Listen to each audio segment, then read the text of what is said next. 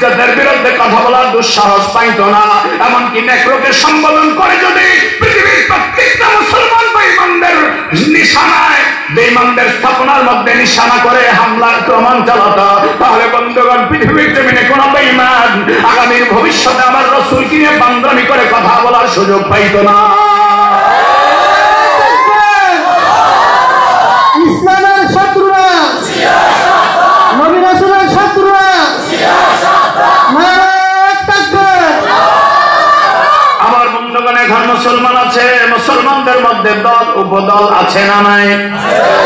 আল্লাহর হাবিব বলেছেন ইন্না বানি ইসরাঈল তাফাররাকাত আলা সিনতাইনি ওয়া সাবিনা মিল্লাহ, বনি ইসরাঈল জাতি 72 দলে বিভক্ত হলো। ওয়া সাতাফতারিকু উম্মতি আলা 73 মিল্লাহ, আর আমার উম্মত হবে 73 দলে বিভক্ত। কুল্লুহুম ফিন্নার, সব দল হবে জাহান্নামী, ইল্লা মিল্লাতুন ওয়াহিদা, একটা দল হবে জান্নাতি, ওয়াহিয়া মা আহলুহা আহলুস সুন্নাতি ওয়াল জামাত, ওই একটা দল হলো আহলুস সুন্নাতি ওয়াল জামাত। আকীদাতুত তাহাবী কিতাবটা যারা পড়েছেন, ওই 72 দলের পরিচয় আকীদাতুত তাহাবীতে আছে। আমার বন্ধুগণ 72 দলের মধ্যে অনেক ধরনের ফেরকা আজকে পৃথিবীর জমিনে ভরপুর হয়ে গেছে। ও আমার বন্ধুগণ, রাসূল হাদিসে পাকে এটাও বলেছেন কিয়ামতের আগে মসজিদ ভর্তি মুসল্লি হবে, কিন্তু একজন ইমানদার থাকবে না। আল্লাহর হাবিব বলেছেন ইয়াতি আলান নাসি জামানুন ইসতামিউনা ফিল মাসাজিদ লাইসা ফীহিম মুমিনুন, কিয়ামতের আগে মসজিদ ভর্তি মুসল্লি হবে, কিন্তু একজন ইমানদার থাকবে না। ও আমার বন্ধু, আপনারা বলতে পারেন হুজুর এটা কেমন হাদিস, কেমন কথা? মসজিদ ভর্তি মুসল্লি হলে তো ইসলামের বিজয়ের সম্ভাবনা, কিন্তু ইসলামের বিজয় না হয়ে আল্লাহর নবী বলেছেন একজন ইমানদার থাকবে না, এটা কেমন কথা? আমার বন্ধু, আমার প্রমাণটা পাওয়ার পরে আপনি বুঝতে পারবেন রাসূল কেন এমন কথা বলেছেন। কারণ বন্ধু, আমার রাসূলের ইন্তেকালের পরে, রাসূলের বিদায়ের পরে কিছু ভণ্ড নবী দাবি করেছে পৃথিবীর জমিনে ভণ্ড নবীদের অনুসরণ করার মতো কিছু বাজে বাটপার লোক আছে। তাদের মধ্যে অন্যতম হল বাংলাদেশের মির্জা গোলাম শয়তান কাদিয়ানীর অনুসারী কাদিয়ানী মসজিদের লোকেরা। কাদিয়ানীরা নামাজ পড়ে, রোজা রাখে, দাড়ি রাখে, টুপিও পরে দেয়, হজ করে, যাকাতও দেয়, কোরআন তেলাওয়াত করে। আমার নবীকে তারা বড় নবী মনে করে, কিন্তু আখিরি নবী তারা মানে, কথা বলেন না, মানে না। আমি একটা সুন্দর বিষয় বুঝাতে চাচ্ছি আপনাদেরকে। আখিরি নবী আমার নবীকে মানে না, সর্বশেষ নবী খাতামুন নবিয়্যিন আমার নবীকে সর্বশেষ নবী মানে না। সুতরাং পৃথিবীর জমিনে কোরআনের একটা আয়াতকে যে মিথ্যা স্বীকার করবে, সে যতবার নামাজ পড়ো, রোজা রাখো, হজ করো, যাকাত দেয়, সে কোনদিন মুসলমান হতে পারে না। আমার রাসূলকে যারা শেষ নবী মানে না, তারা কখনো মুসলমান হতে পারে না। এই জন্য মির্জা গোলাম শয়তান কাদিয়ানীর উত্তরসূরিরা হচ্ছে কাফের, কাফের, কাফের, কাফের, কাফের। ঠিক কি না বলেন? বাংলার জমিনে আমরা আকাশ বাতাস প্রকম্পিত করে যাচ্ছি।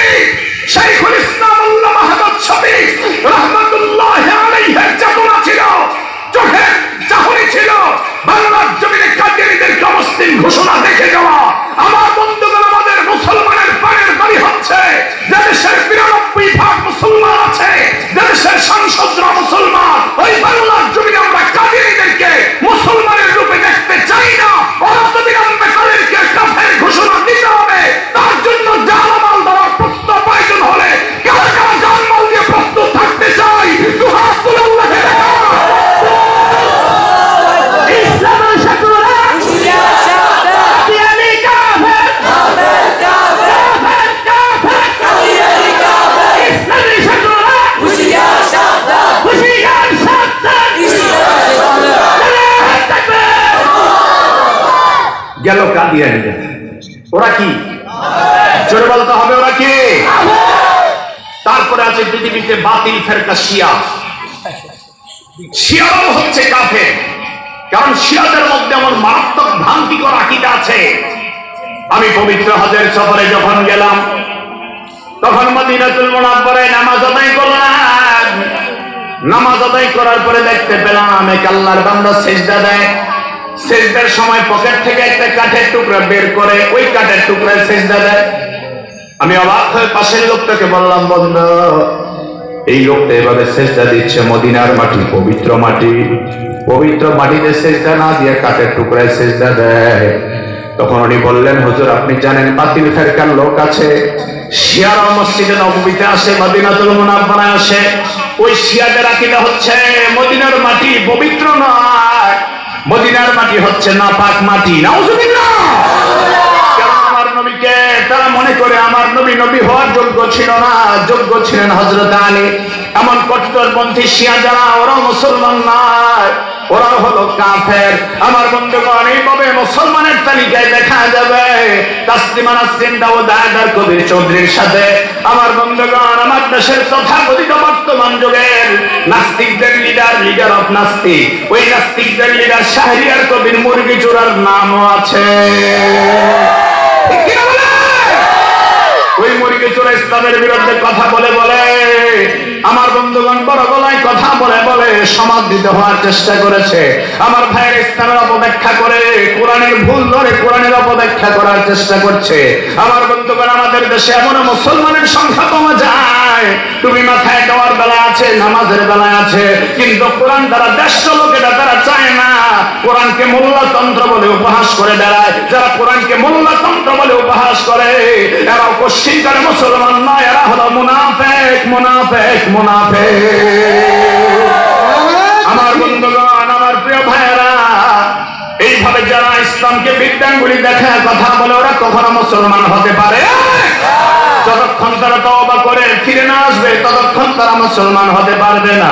এবার গেল বন্ধু, আমাদের দেশের কতিপয় মুসলমানকে আমরা দেখতে পাই, আমার বন্ধুগণ নামাজের বেলায় নাই, রোজার বেলায় নাই, পর্দার বেলায় নাই, শরীয়তের বেলায় নাই, ওরা আছে মারেফাত নিয়া, ওরা আল্লাহকে সেজদা দেয় না, কিন্তু পীরের পায়ে গিয়ে সেজদা দেয়, মাজারে গিয়ে সেজদা দেয়, কপাল ঢাকায়। আছে না নাই? আসতে বলবেন না, আছে না নাই? আমার বন্ধুগণ, এমন মুসলমান বাংলাদেশে আছে যে ভণ্ড দেওয়ানবাগী বাংলাদেশ থেকে মৃত্যুবরণ করেছে কয়েকদিন আগে। ওর ভক্ত মরিদানরা কয় ও আল্লাহর সাথে সাক্ষাৎ করতে গেছে। এমন জঘন্য কথা বলার পরেও আমার বন্ধুরা, ওরা মুসলমান কেমনে থাকে আমার বিশ্বাস হয় না। কোন নাস্তিক, কোন কাফের, কোন বেঈমান রাসূলের ব্যাপারে এমন জঘন্য অপবাদ দেয় না যত মিথ্যা অপবাদ দেওয়ানবাগী দিয়েছে। আমার দেশের মুসলমানদের ঈমানকে নষ্ট করার জন্য ভণ্ড পীরদেরকে বসায় দিয়েছে। রাজার বাগে, কুতুব বাগে, আরাম বাগে বসে তারা জামান ছড়ায় মুসলমানের ঈমান আকীদা নষ্ট করার জন্য। এদেরকে বয়কট করতে হবে, প্রতিহত করতে হবে। ঠিক কিনা বলে? রাগ করতেছেন? বেজার হচ্ছেন? আমার ভাইয়ারা, এই জন্য মুসলমানের মধ্যে অনেক ধরনের মুসলমান পাওয়া যায়। এখন সকল মুসলমানকে জান্নাতে কোন মুসলমান যাবে? আমার আল্লাহ ওই জান্নাতে মুসলমানের 7টা গুণের কথা বলেছেন। কয়টা? আরো জোরে সবাই বলেন। 7টা গুণের কথা আমার আল্লাহ বলেছেন। 1 নম্বর গুণ আমার আল্লাহ বলেন, قد أفلح المؤمنون الذين هم في صلاتهم خاشعون।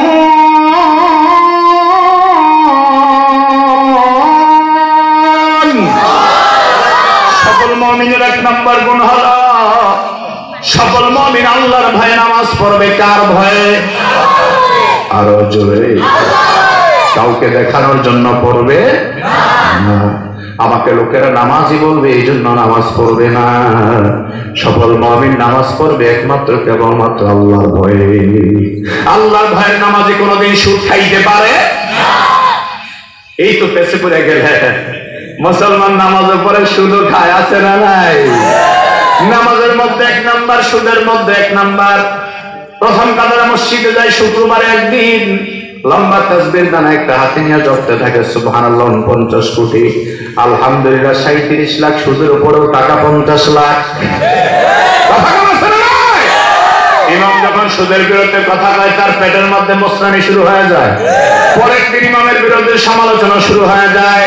তারপরে 7টা ইমামের চাকরি চলে যায়। ঠিক না? এই সমস্ত অভদ্র ইসলাম মার্কা কমিটি যে মসজিদে আছে, আমার ভাইয়েরাদেরকে ছাঁটাই করে যারা ইমানদার, তাকওয়াবান, মুত্তাকিওয়ালা, আল্লাহর ভয়ে নামাজীদেরকে কমিটির সদস্য বানানো উচিত। ঠিক কিনা বলে? ইমামের উপরে খবরদারি করে নামাজের কেরাত একটু লম্বা নিলে কয় কেরাত লম্বা নিছে কেন, ছোট নিলে কয় হুজুর কেরাত ছোট করে, আস্তে হাঁটলে কয় হুজুর মনে হয় দাওয়াত পাইছে বেশি খাইছে, জোরে হাঁটলে কয় মোল্লা মনে হয় দাওয়াত পাইছে। আছে না নাই? ও আমার বন্ধুগণ, আলেম ওলামা এই দেশে ভেসে আসে নাই, এই দেশের রক্তের সাথে আলেমদের মন মিশে আছে, এই দেশের মাটির সাথে আলেমদের রক্ত মিশে আছে।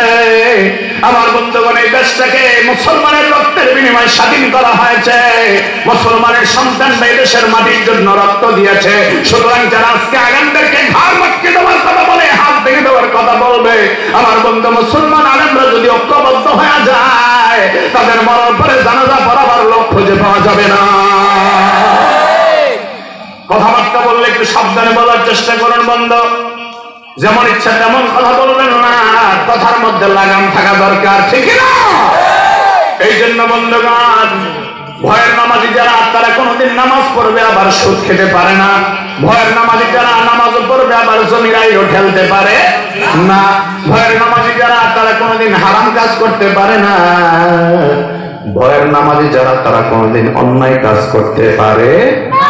একটা সময় যেমন ছিল, আমরা প্রাইমারি স্কুলে যখন পড়েছি, প্রাইমারি স্কুলে পড়ার সময় দেখেছি আমাদের একটা শিক্ষক থাকতো, ধর্মীয় টিচার। হাই স্কুলেও দেখেছি ধর্মীয় শিক্ষক বেত্রাঘাত করতেন নামাজ না পড়ার কারণে, ছেলেরা টুপি মাথায় দিয়ে, তারপরে সুন্দর প্যান্ট শার্ট করতো কিন্তু টুপিটা মাথায় রাখতো, বাধ্যতামূলক ছিল তখন।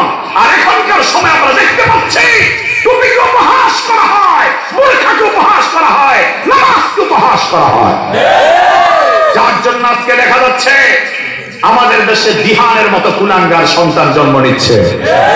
আজকে বলবেন না, জোরে বলেন, ঠিক কিনা? টেলিভিশন তো মোটামুটি দেখেন, খোঁজ খবর রাখেন, কি খবর রাখতেছেন দেখছেন? ও লেভেলের মেয়েকে দেখে নিয়ে, তার বান্ধবীকে দেখে নিয়ে অপকর্ম করে তাকে মৃত্যুর শয্যায় শায়িত করে দিয়েছে।